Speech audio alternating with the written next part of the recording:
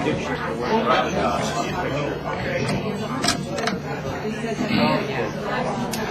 good morning, ladies and gentlemen. I'm Morton Blackwell, president of the Leadership Institute, and it is my pleasure to welcome you to this, our October Wednesday Wake Up Club breakfast.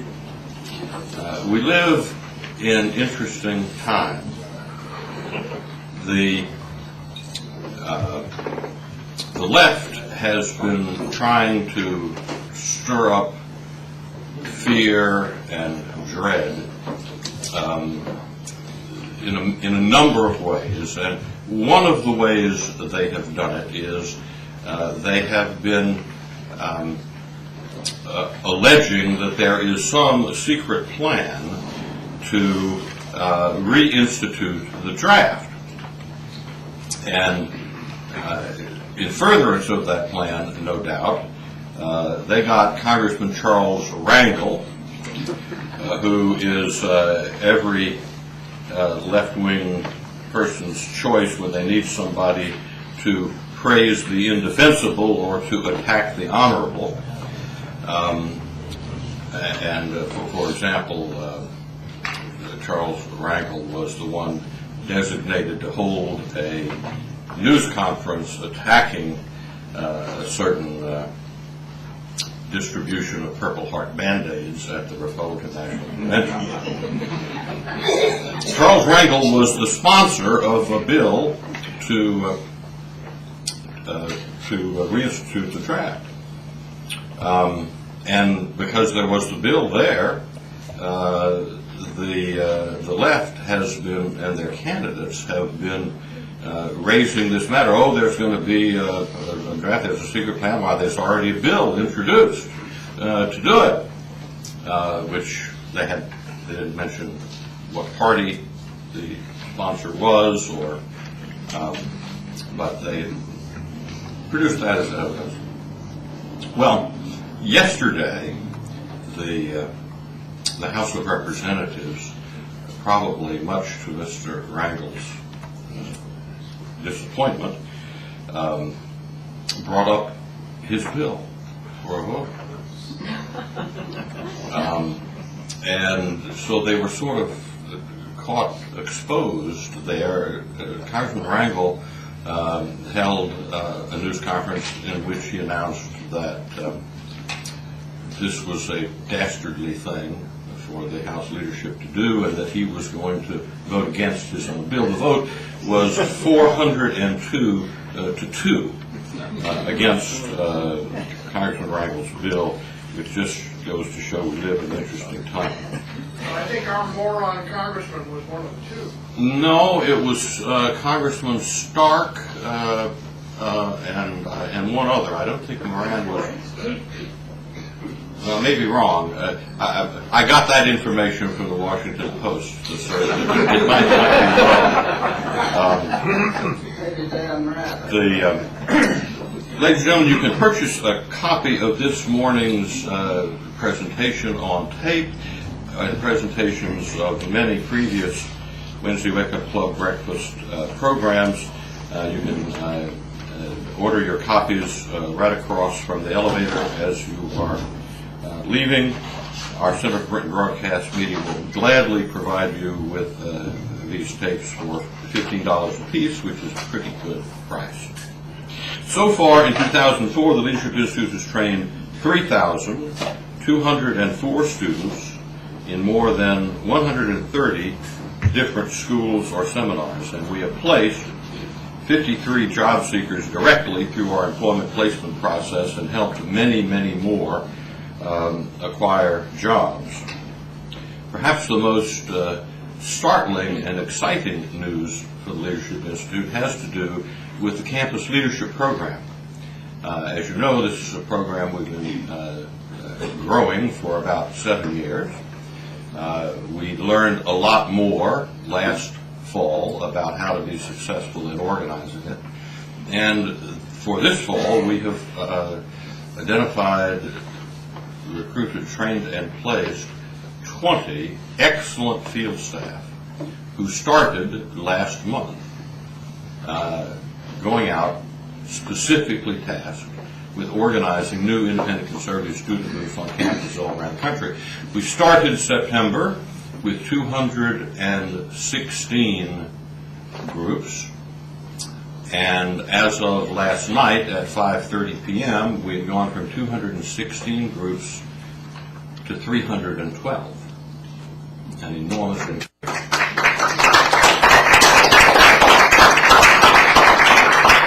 And I am quite confident that by early November we will have 400 active conservative student groups standing up for conservative principles on college campuses all across the country.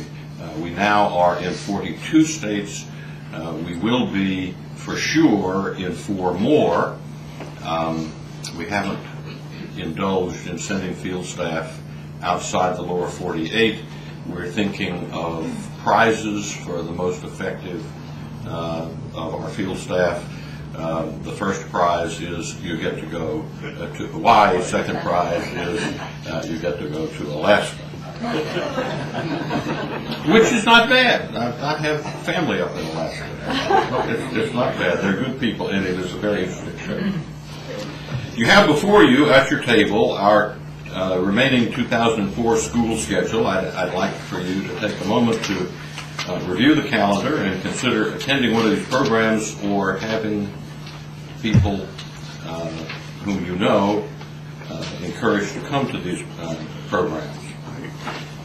And now I shall introduce to you our intern Jessica Jacob, who's sitting with us at the head table. She will offer the invocation and the Pledge of Allegiance. She queried the propriety of going with one or the other. Our speaker, Mark Mix, made it very simple for her, gave her a little mnemonic device. He said, just remember God and country, God and country. So Jessica, who is a senior at Cal Poly in San Luis Obispo, where she studies economics, she's looking forward to beginning law school next fall, and she aspires one day to be a justice of the Supreme Court. Jessica, my suggestion to you is in the years between now and then, you focus on winning U.S. Senate races for good people. Jessica Jacob. Let us bow our heads. Dear Heavenly Father, we thank you so much for surrounding us with friends this morning, and especially our guest this morning, Mark Mix. And we pray to you that you give us the strength to stand up for what we believe in these very difficult times, and to defend our beliefs in a way that represents them well. We also pray that you'll be with our servicemen and women of the armed forces in the Middle East and abroad, and that they might successfully accomplish their mission and return home safely. May you bless this food to our bodies and our bodies to your service. In your name we pray. Amen. Would you please stand for the Pledge of Allegiance? I pledge allegiance to the flag of the United States of America and to the republic for which it stands, one nation, under God, indivisible, with liberty and justice for all.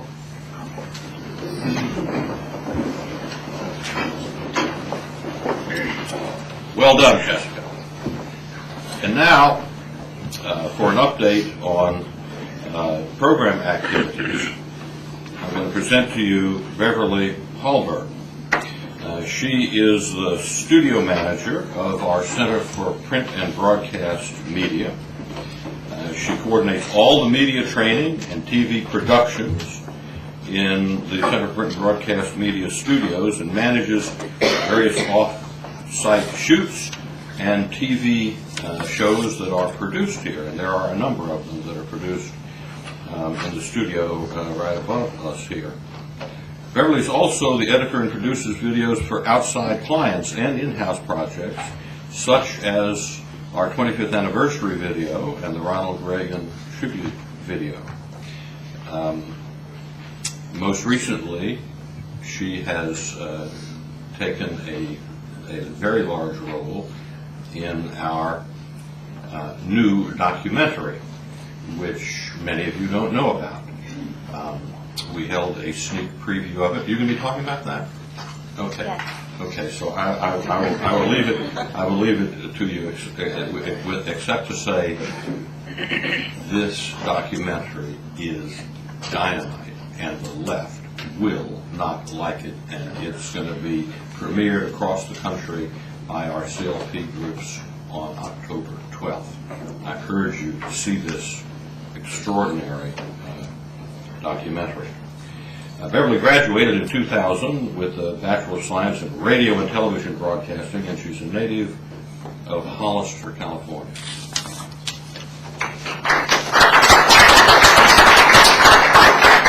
Good morning. And as Morton mentioned, I'm going to talk about what the roots of the ultra-left, what they really think. We have been working on the production of this video for several months now, and the Center for Print and Broadcast Media is very proud to release it. The Roots of the Ultra-Left, What They Really Think is underwritten by one of the Leadership Institute's generous donors, Jackie Hamilton. It's a 95-minute documentary discussing the failures of socialism and exposing the ultra-left in their own words. Let's take a look.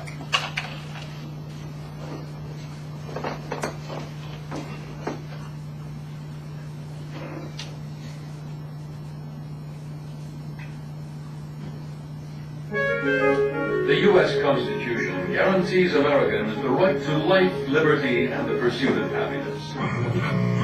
But not if certain people get their way.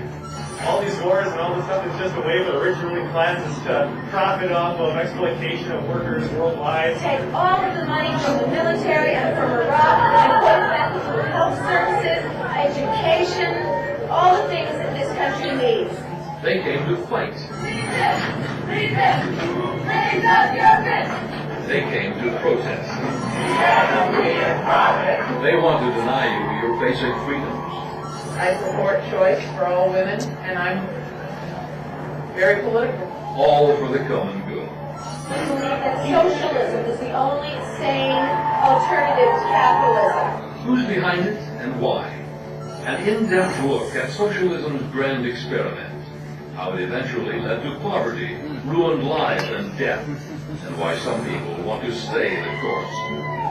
It's the documentary the left doesn't want you to see. It's the documentary you can't afford to miss.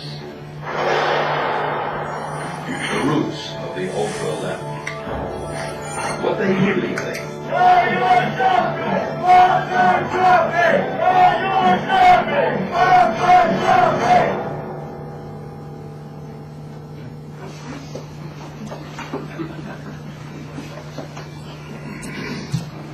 The Campus Leadership Program is distributing the Roots of the Ultra-Left, What They Really Think, to all of its groups, as Morton just mentioned, is now 312 in 42 states. So we're going to be following them and seeing the success they've had on their campuses. Some of the groups are even going to hold mock demonstrations outlining some of the points that we have in this video. So we're excited to see what happens.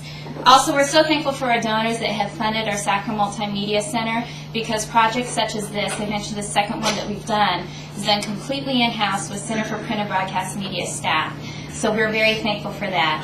If you're interested in a copy, there's a sign-up sheet on the table outside of the elevator. You can receive a DVD copy or a VHS copy for only $12.95. So please come by and sign up.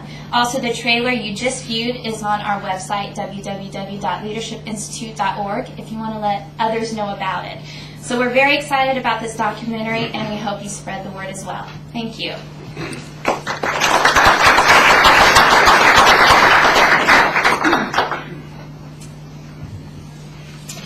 And now to introduce our speaker. And to introduce our speaker, I'm going to present John Tate, who's Vice President for Membership for the Leadership Institute. And in this role, he heads up Leadership Institute staff who contact and visit supporters nationwide to show them special programs that the Institute is running. He's a good person to give this introduction because before joining the Institute, John spent 14 years with the National Right to Work Committee and served there as a vice president.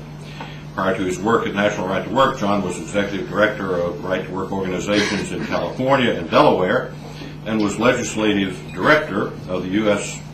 Defense Committee.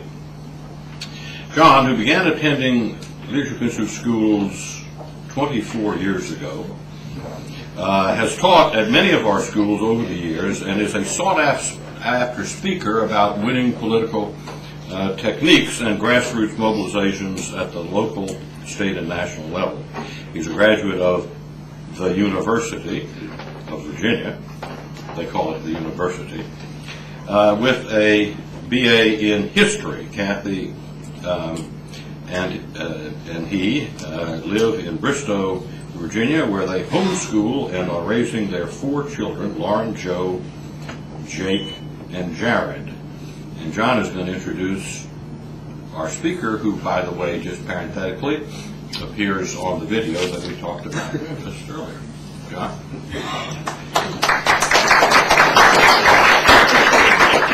Thank you, Morton.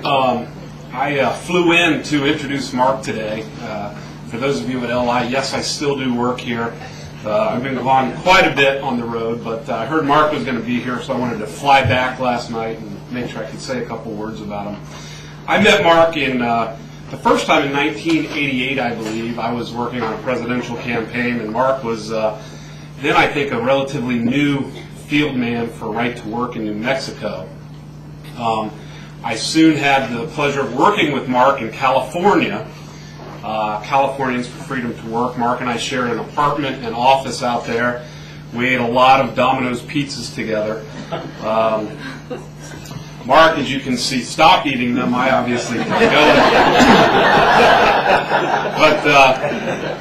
there. But one story, in 1989, Mark and I were in California, and we flew back. I was dating my now current wife, Kathy, and we flew back.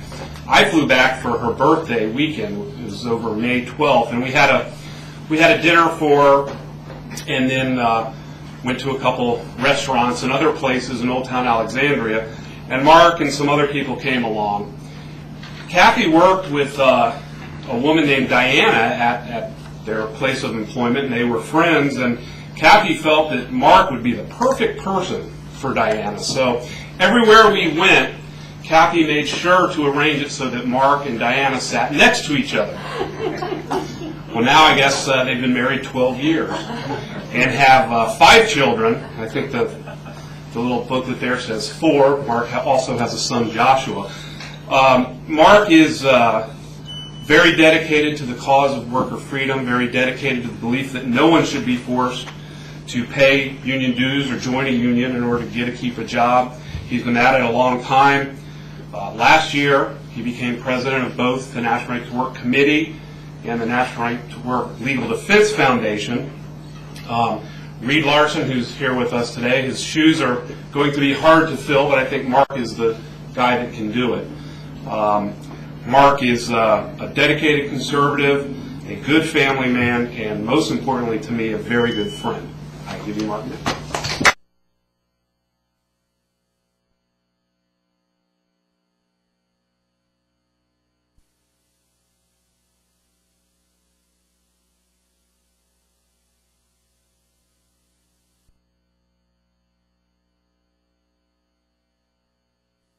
And it wasn't but about 8 months later that we were engaged and married a year and a half later. So it was a very, very exciting thing. So John, I owe you a lot. Diana's a wonderful woman and a tremendous, tremendous, tremendous help to me and to our cause by taking care of children that I love so much and helping us raise those children in a way that would be honoring to our country and to our God. So thank you for that, John. It is interesting to be the wake-up breakfast speaker at the Leadership Institute because for so long, most of my speeches occur with the interns at night. And one time, I got put on hold by the intern director, and I heard them. They thought they had me on hold, and they had me the speaker off, but they said, "This is our go-to-sleep speaker." And so I want you to know that I'm encouraged to be the wake-up speaker, because I usually speak about from 8 o'clock till about 9:30, and I think immediately upon me leaving, the interns all go immediately to sleep. Now, I hope that all of you are well-rested today so that on the wake-up breakfast, I won't see any heads down on the table. But it's really a privilege to be the wake-up speaker because it encourages me to continue doing what I'm doing or talk about what I'm talking about. I was at the dinner table last night with our 5 children, and my objective with those children is to make sure that they understand about history, about our country. And we spend a lot of time talking about our founding fathers and about the Constitution and the Declaration of Independence. We talk a lot about history. And we have talked a little bit about Julius Caesar. My kids are studying, my oldest daughter in 5th grade is studying about Mesopotamia and Egypt and the Roman Empire. And so we're working on these projects. And we talked about Julius Caesar the other night at home. And I'll have to tell you, I've been a graduate of several of the Leadership Institute schools, including the Legislative Project Management School, the Candidate Career Development School, the Public Speaking School, which I think I'm the only student that ever failed that school. So you're in for a real treat today. But we were talking about Julius Caesar, and we were at the dinner table, and I started the conversation, and I said, to my kids, say, tell me something about Julius Caesar. And my oldest daughter, Kelsey, who's 10, said, he was a great warrior. I said, you know what, you're very right. He was a great warrior. His empire was very, very large, and he defended it. And I went to my 9-year-old daughter, Jessica, and I said, so tell me something about something else about Julius Caesar. Well, he was a great leader. He led an unbelievable nation during his time.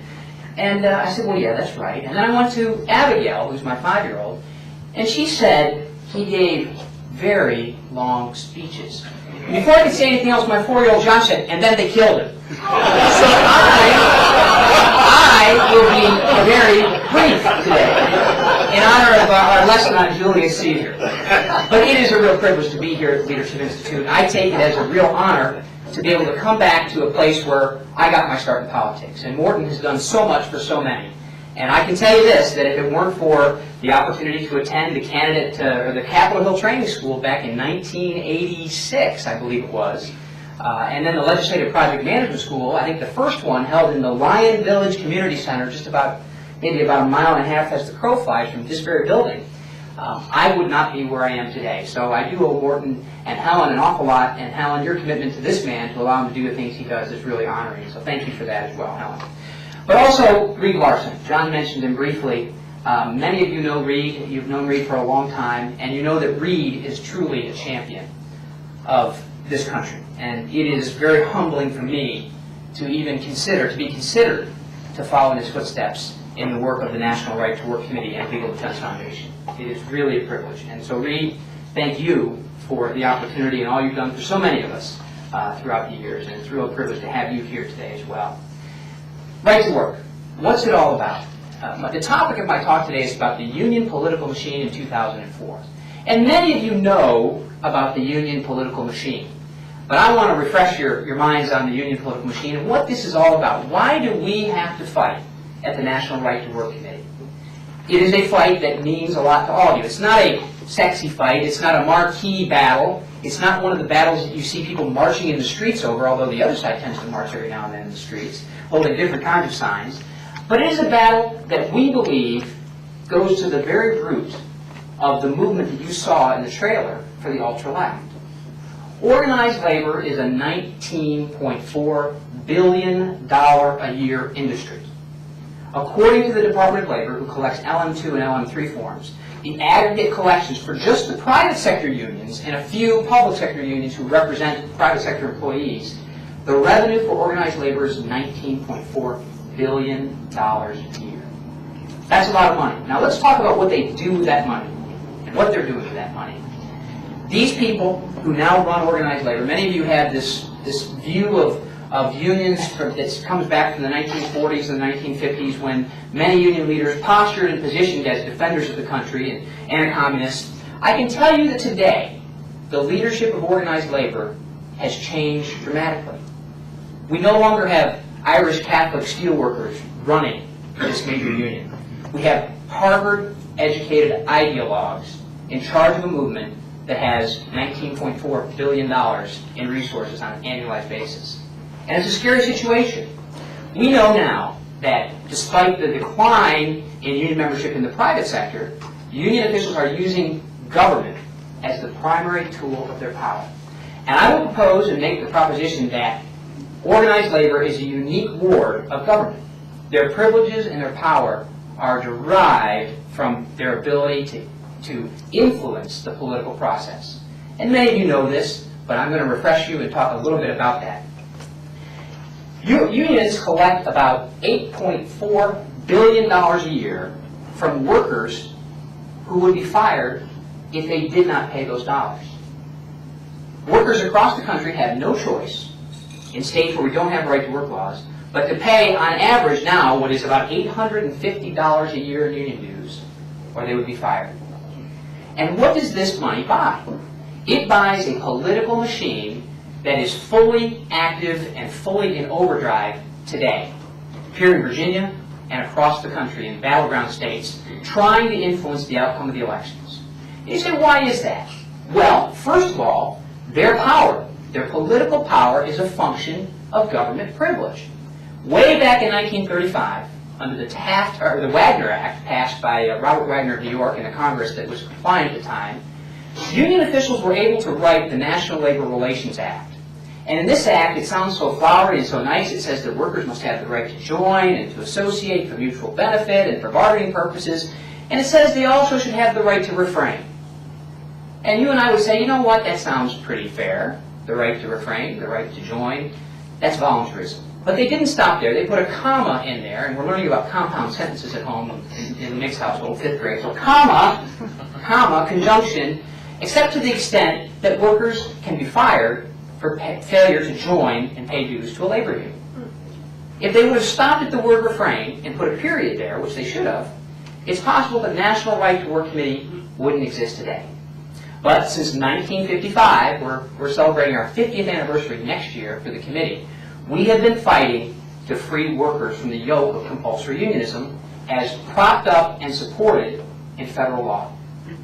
It's a unique privilege shared by very few organizations in this country. As a matter of fact, I think the unions make the case that, well, government, you have to pay your taxes to government, and you can't get out of that. Well, the last I checked, and although they're heading in this direction of being a quasi-government entity, they are a private organization. The AFL-CIO is a private organization. And no other private organization, except maybe the Bar Association, has a privilege anywhere near the power that unions have written into the law, the power of compulsion. And at the National Right to Work Committee, we believe that everyone must have the right to join a union, but no one should be compelled. No one should be compelled. So, our mission is very simple, to end compulsory unionism in America. And how do we do that? We do it through the legislative process, and we do it through the legal process. Reed Larson had a vision both from the litigation standpoint and the legislative process. He set up an organization in 1968 called the National Right to Work Legal Defense Foundation. And that organization has grown to a point where today we represent over 200,000 employees in over 200 lawsuits across the country today. And we're winning victories for these employees. Now, we're not getting to the ultimate goal of repealing compulsory unionism. We probably are going to be forced to do that legislatively. But in the meantime, we are mitigating the effects of compulsory unionism on workers across America by litigating and protecting those rights. And we do this all for free. We represent these workers for free. One quick story about that. In 1975, a man came to us who was a telephone lineman. He was a forced member of the Communication Workers of America up in Maryland. Maryland. And he found out that his money was being used to support a political candidate which he opposed. And he had nowhere to turn. One man against this monolithic, gigantic union with millions and millions and millions of dollars of resources and a battery of lawyers that are designed to basically just run the clock out on these workers. And he said, you know what, this is not right. And he came to Reed Larson and the National Right to Work Legal Defense Foundation. He said, what can I do to help? How do I stop this? So from 1975 to 1988, we took this man on a legal odyssey that started at the very lowest level of our court system and ended up on the steps of the United States Supreme Court. And the Supreme Court justices in 1988 agreed with us that no worker should be fired and be forced to pay for political causes and ideological causes which he opposed. Now, that decision, as it's called today, is the law of the land. Now, the question of enforcement of that decision under the Clinton administration and an LRB picked by Clinton board members has been a subject of great concern for us, but we continue to push on. And those are the types of activities and the types of actions that we take on behalf of workers. And it was because of the courage of one man and the work of our Legal Defense Foundation that we were able to go set this precedent for all workers in the private sector across the entire country. We've been to the Supreme Court 12 times. We've won many of those cases. And it's a real privilege to work with those individual employees who have the courage to stand up. Just 2 weeks ago, 3 weeks ago, Morton Blackwell, who is, many of you may not know this, but he's my boss. He serves on the executive committee of the National Right to Work Committee, so I need to be very careful how I present myself today. Morton has the ability to hire and fire at our organization, at least the leadership of the organization. So, but we had a speaker out there, a lady who was 65 years old by the name of Clarice Adderhold. And Clarice Adderhold had been working in a manufacturing facility, an auto manufacturing facility, most of her life. And she had just now retired. But she found out that the leadership of her company, Dana Corp, and the union, the United Auto Workers, had decided they were going to come together with a sweetheart deal, and they were going to impose unionism on this worker, on these workers, without as much as approval by any of the workers at all. They were going to sign what was called a neutrality agreement. What a neutrality agreement means is that the employer, for whatever reason, agrees to completely gag himself and shut up and not say a word about what unionization might mean in their company. Well, Clarice and a few sturdy other workers stood up and they came to the Right to Work Foundation, and this gal, who was on the shop floor just months before, ended up coming to Washington and testifying in 2 hearings, one in Harrisburg, one here in Washington, D.C. She came at a press conference and spoke up with a member of Congress, and just about 3 weeks ago she showed up in Chicago on the 67th floor of the Sears Tower, and she gave a speech to our supporters and our board where she stood up and she said, you know, if it weren't for you, we'd be nowhere. Because the power of organized labor, their ability to manipulate the legislative situation in this country, has given them power out of all proportion to their membership and out of all proportion to any other organization in the country. So Clarice stood up and said, you know, I'll stand up and fight. We took her case. We just got the National Labor Relations Board to agree to hear her case, which is a major victory for us, because this 5-member panel that has been empowered to enforce the federal labor policy of this country has traditionally decided that this battle is between 2 cartels, the labor union bosses on one hand and business on the other. You know, the Act, we may disagree with the Federal Wagner Act, and I think I do personally agree with this federal labor policy. This Act is designed to protect individual workers. But in the last 65 years of the adjudication process, there's been one component of this argument that's been left out, and that is the rank and file workers. It is an amazing thing to watch. The laws are written, well, the union's this and big business that, but where are the workers? And it's the Right to Work Legal Defense Foundation that stands up for the workers. It's a privilege to be involved with that organization as well. Organized labor is going to spend $1 billion on federal elections alone in this election cycle. $1 billion. For years, we postulated that organized labor is spending this much money, and people would look at it and say, that's absolutely ridiculous. How in the world could they ever spend $1 billion? Well, today, you'll be pleased to know that most media pundits, most people that watch politics will say that organized labor is going to spend between $700 and $900 million a year in the political process. We think they still got a little bit more work to do. They got to dig just a little bit deeper to find that other $100 million. But $1 billion on the political process. 95 to 98% of that money is going to the Democrat Party. Now, we are not a partisan organization. I know the Leadership Institute is not a partisan organization. We don't advocate the election defeat of any candidate, anywhere, anytime, any place. Morton happens to have a PAC, and so do we, so there are times when we do advocate the election defeat of candidate. But today, in my role here today, and speaking in this building, I will say that we are not advocating election defeat, but organized labor is out there advocating the election and defeat candidates. And the reason is, as I proposed, is that their power is totally a byproduct of legislative action.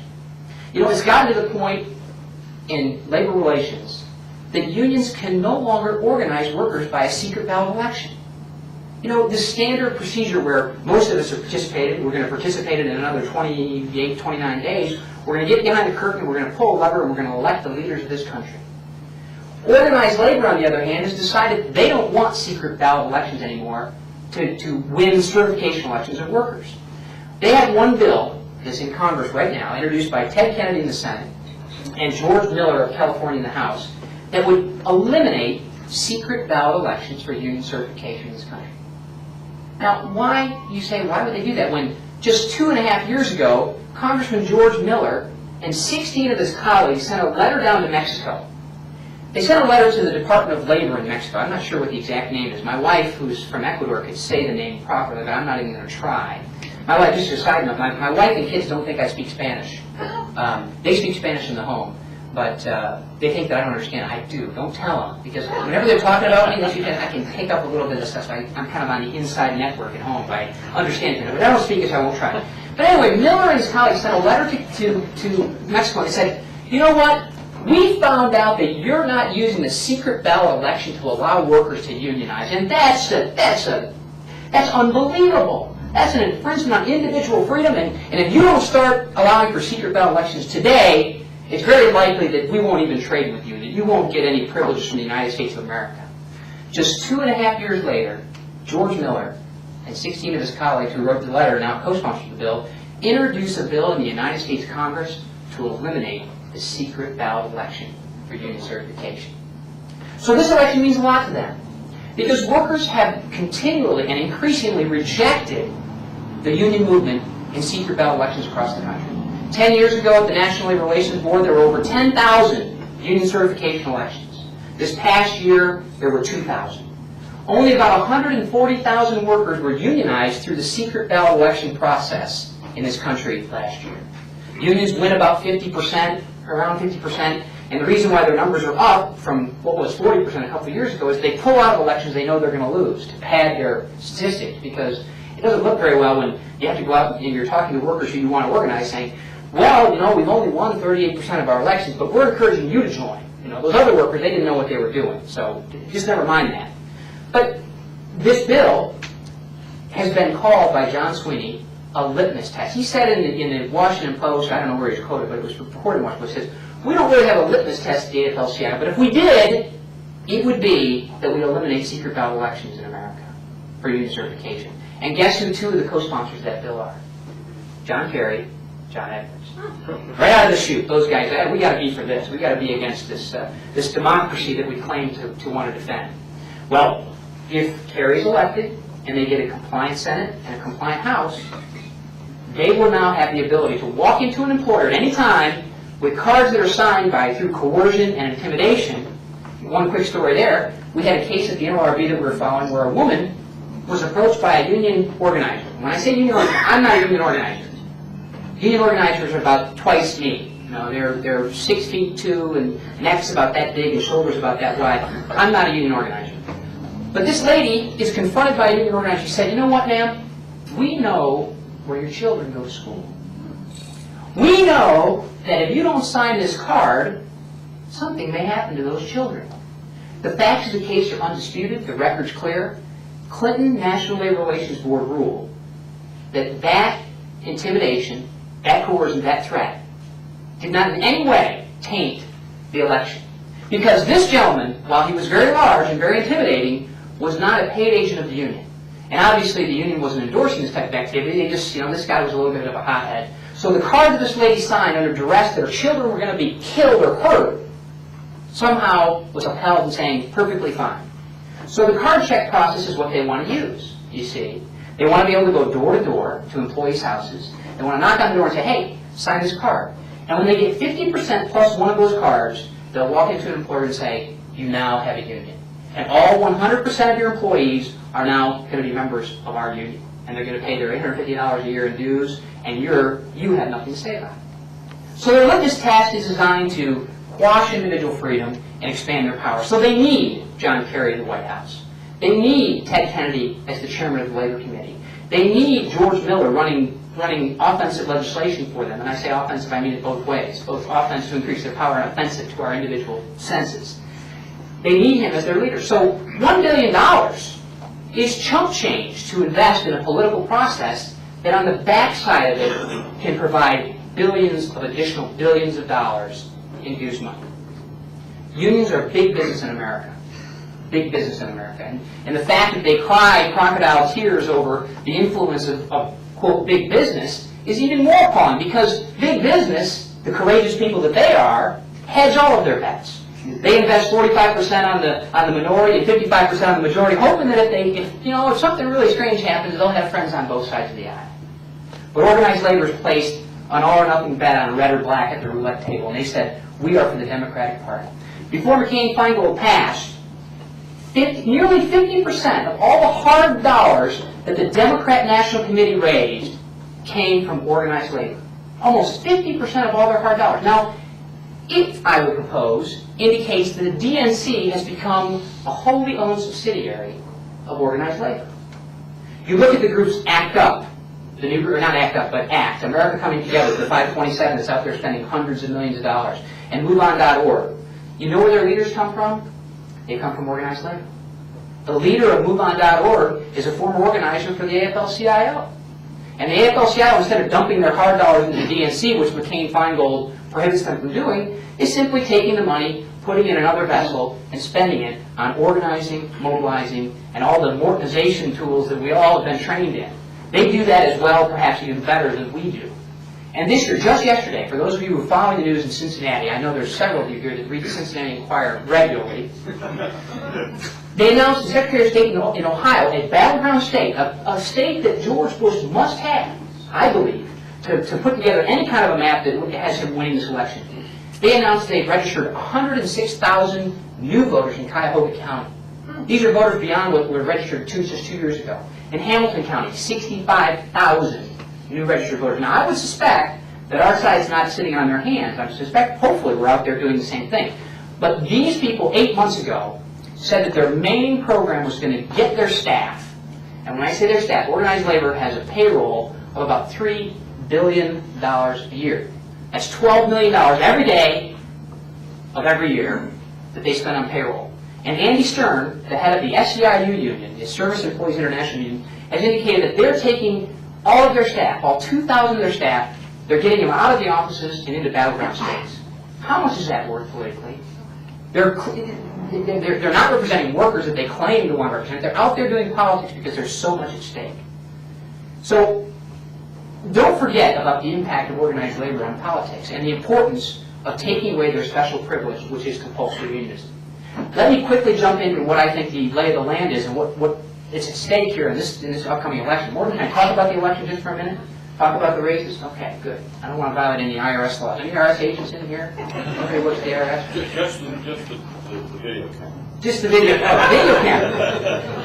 Yeah, excuse me. The video camera, right. Well, let's take a look around the country. First of all, the White House. It means everything to us. The National Labor Relations Board is a 5-member panel that adjudicates the labor laws in the country. One member is going off as soon as the Senate adjourns, and another member is his term is going to expire. So there'll be 2 vacancies on the National Labor Relations Board. If John Kerry gets in, we know exactly what he's going to do. All the progress we've made over the last 6-8 months under the Bush appointees will be wiped out as the new board takes over in a Kerry administration. Congress. You look at the United States Senate. Today we have a national right to work bill on Capitol Hill in the House and in the Senate. We are actually growing support for a national right to work bill that would simply end compulsory unionism in America. It would wipe out those provisions in federal labor law. It doesn't add a single word to law, it just wipes out those provisions that authorize union officials to force workers to pay dues as a condition of employment. We're gaining support for that. That would be dead on arrival in a Congress controlled by Ted Kennedy and by Nancy Pelosi, for sure. But let's take a look at the Senate. If something were to happen in the White House, how do we defend ourselves? The good news about what's coming up in this election cycle is that there are several states that have open seats. And North Carolina, South Carolina, Georgia, Louisiana, and Florida are all right-to-work states. And when a politician gets elected in a right-to-work state, it's awfully hard for them to come out and be against right-to-work. For example, John Edwards. When he ran in North Carolina against right-to-work supporter Locke Fairclough, the AFL-CIO put a press release out in that state saying, even though John Edwards supports the North Carolina right-to-work law, we're going to endorse him anyway. Because John Edwards knew that if he ran on the platform of compulsory unionism in North Carolina, it would probably have been the end of his campaign. He probably would have been beaten. But he ran in favor of right-to-work. We think Richard Burr is a member of Congress now. He's a co-sponsor of the National Right to Work Act. He's running against Erskine Bowles, who is against right to work. South Carolina, Jim DeMint, co-sponsor of the National Right to Work Act in the House of Representatives. Probably running ahead in that open seat where Fritz Hollings is vacated, who was anti-right to work. In Florida, Mel Martinez has answered the right to work survey 100% in favor of right to work. Betty Castor, because she relies on the contributions of organized labor, can't be for right to work. Louisiana, David Vitter. David Vitter is a co-sponsor of the National Right to Work Act, running ahead by overwhelming numbers right now, but I doubt he'll make 50% in the runoff. He'll have to go to December.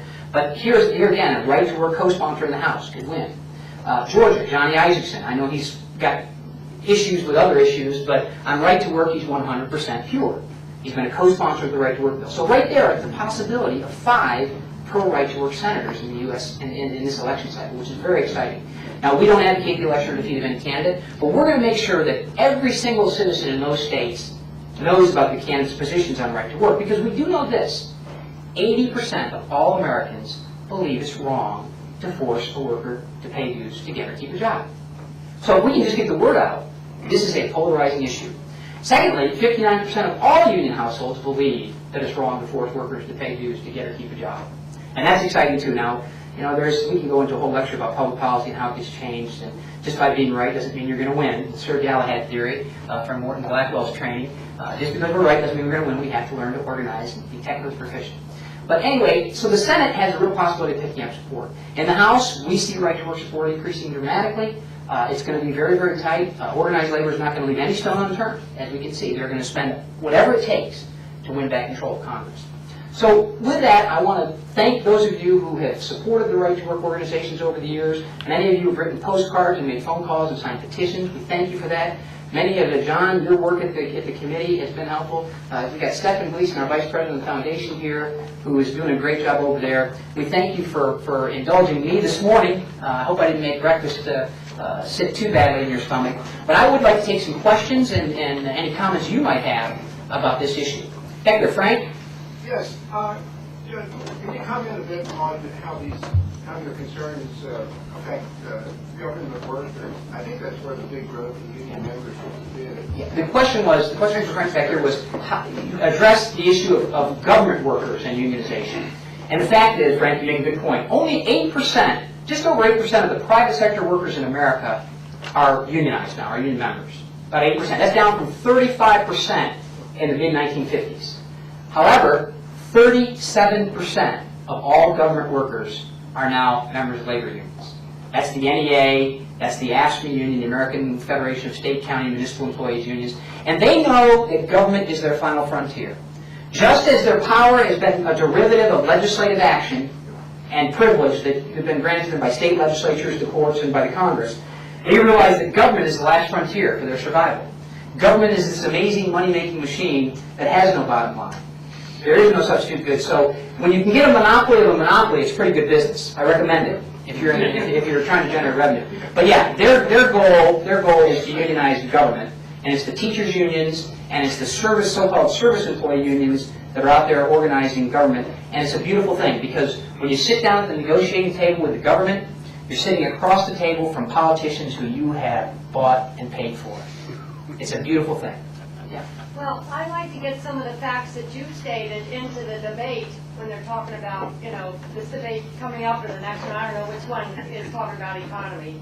But how can you do that? You got to get these facts straight to the president so that he has some of these to tell the public. Yeah. Well, I'm glad you mentioned that, because we have stated these facts until we're blue in the face. Republicans have a special problem on compulsory unionism issues. Winston Churchill once said that the farther you look back into the past, the farther you can see into the future.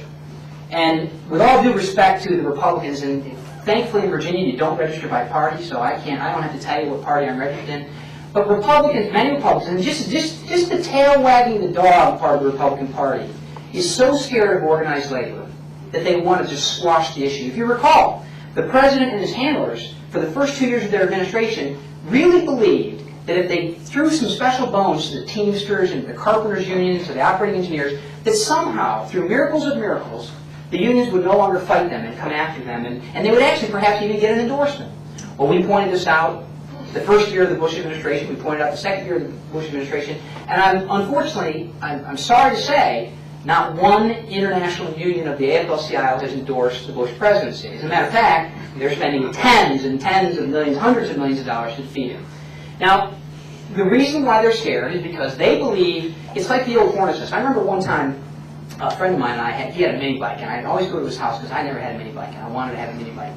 And we had a wasp nest, and doggone it, if you wouldn't, as kids go over there, you just knew you had to hit that with a stick, and the wasp would sting, you get stung. I'm convinced that several Republican political consultants have had the same experience that I have. You just don't want to hit that wasp nest because you get stung. But the fact is, the wasps are already exercised about the guy that just hit them.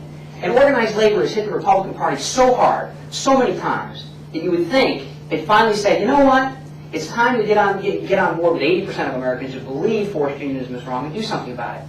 Believe it or not, and unfortunately I say this, and this is, may look bad for the Right to Work Committee in operation, but we can't get the chairman of the Education and Workforce Committee to hold a 1-hour hearing on the impact of compulsory unions in America. He won't bring in witnesses from across the country, rank and file workers who will say, you know what, if I don't pay my $850 a year in dues, I get fired. What a great issue. Charlie Norwood of Georgia understands this. He introduced a bill, H.R. 4343, which mandates secret ballot elections for union certification. And that day, a beautiful day in Washington, he stood up in the, whatever they call it, the fish tank down there, the well or the web or whatever it is, where they have their press conferences. And behind this Republican congressman standing at the podium were 11 rank-and-file manufacturing workers from across the country standing up there saying, we believe that individuals should have the right to vote on whether or not they'll join a union. The Democrats, on the other hand, when they come up, they bring up union boss X, union boss Y, and union boss Z, these guys that have not been in the workplace, and they're Harvard-educated academics, and they're standing behind them saying, the workers of America deserve justice and dignity and demand it. And the Republican Party is yet to grasp. There are some, and it's getting, the numbers are increasing, yet to understand the power of rank-and-file workers who just believe in basic freedom. We tried very hard to get George Bush to do the right thing, and he's the first president, to his credit, the first president that has publicly stated his support for a National Right to Work Act. He did that on the campaign trail in 2000. We're going to hold him accountable in his next 4 years, for sure. So you don't think he'll say anything about this? I doubt it. He'll talk, but we'll keep trying. We'll say something about it. And we buy our ink in a 55-gallon drum, too. Yeah. You mentioned the money that unions have, but I am aware that they also have the shop stewards tell guys, if you don't go out and help in the election, you're not going to get picked for jobs. And that doesn't cost them anything, and it gets them a heck of a lot of manpower. Yeah, that's right. The point over here was that not only do they have this political money they spend, but they have a structure inside of organizations. And because they are the monopoly exclusive bargaining agent for all employees in a unit, they have unbelievable power to help one person rise, one person not rise. And filing grievances, you have to file grievances through the shop steward who has told you to go out on the campaign trail. And if you don't do that, what do you get in the grievance process? Yeah. Will you please speak to the National Education Association as a union? Since the schools are our children, the future of our civilization and our society, and their influence on the never let a child be behind. Yeah. The question over here, the point over here is about the National Education Association, their power over the children.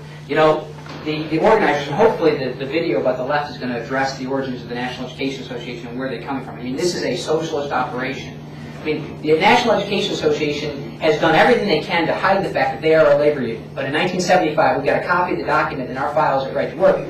They are designated a 501c6, I believe, which is a labor union, or C5. Stephen, my fact checker, text me on that. 501c5, which is a labor union. And if you look at all, if you pull even pull the hood up a jar, even an inch on the NEA, you find that they are a radical political organization that has taken the communist advice well, and that is control the schools and control the next generation, and you will control the people. They understand that, and so our government school system has basically eroded into a propaganda machine that is poisoning the youth of the next generation. John, you homeschool. We send our kids to school at our church, and we don't trust them to government schools anymore. I know there's lots of good government schools out there. I'm a product of it. That's why sometimes I spell wrong and miss my grammar. And I still got to study compound sentences. I had to get a refresher last night while I did my kids' homework. But the NEA is probably the largest union.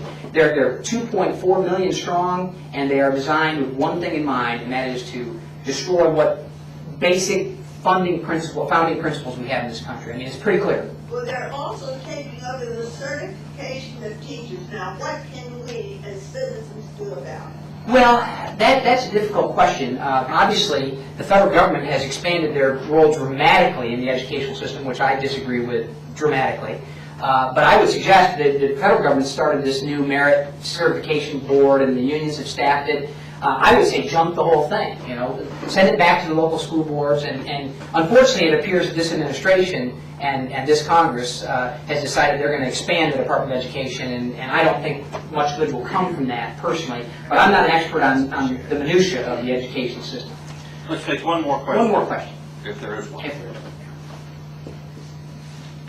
one. Is there any case that would be a basis by which a pro-life labor union member could protest the use of their fees on the grounds of conscience to support a candidate who has a different position? Yeah, matter of fact, we've litigated several of those cases, both in the private and the public sector. The BET case would have that type of protection for an individual worker that would object. Interestingly enough, we've got a whole series of cases out in Ohio right now. They're EEOC cases, Title VII cases under the Civil Rights Act, on that issue where workers are religiously opposed and have a conscience issue with things that the teachers union is doing. And the good news is that the EEOC in the state has looked at the work that we've done. They said, you know what, you've made a pretty compelling case, so they're now bringing the charges. They're now filing the lawsuits on behalf of teachers and other public employees in Ohio who want to vindicate their rights.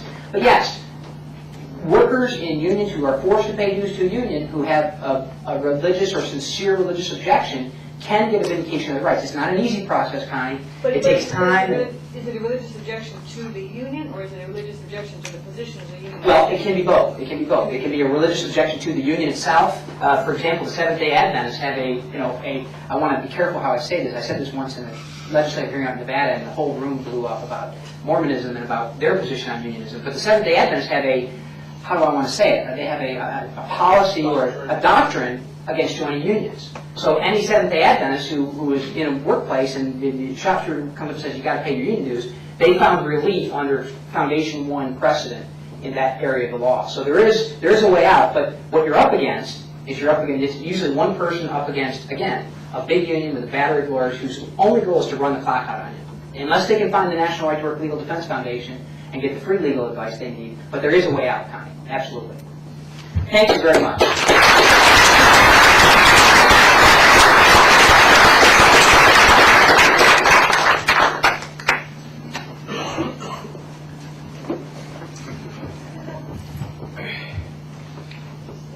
Those of you long associated with the leadership. It's on? Yes. Okay, good. Those of you long associated with the Leadership Institute know that one way of expressing our mission is to build a new generation of conservative leaders. And we have here one of the founding leaders of effective conservatism in the United States, Mr. Reed Larson, and you have just heard a wonderful set of remarks by part of a new generation of conservative leaders, and we were very, very pleased that you took the time to come address us this morning. Now, it is traditional for us to give our speakers here Adam Smith ties. For some, it is an unusual thing. Some of our guests maybe have never seen an Adam Smith tie, but Mark Mix has seen an Adam Smith tie all morning long because Reed Larson is wearing his, which he religiously does, at least on Wednesdays, he says. And so it's my pleasure to present to you an Adam Smith tie. Ladies and gentlemen, please join us on Wednesday, November 3rd. Our next Wake Up Club breakfast will feature Blanquita Cullum. She's a governor on the Broadcasting Board of Governors, a strong conservative, and a lady with whom we have worked as she trains young conservative broadcasters. Guests who would like a tour this morning of the Leadership Institute's Stephen P.J. Wood building should meet here at the podium at the conclusion of the breakfast. You'll depart immediately for a tour. Anna Hanger, are you in the room, Anna? Anna is in the back. Work your way up here right now, Anna. And Anna will be delighted to give you a tour And Anna's a new development associate with us here at the Institute, but she's quite expert and will give you a first-class tour. Thank you, ladies and gentlemen.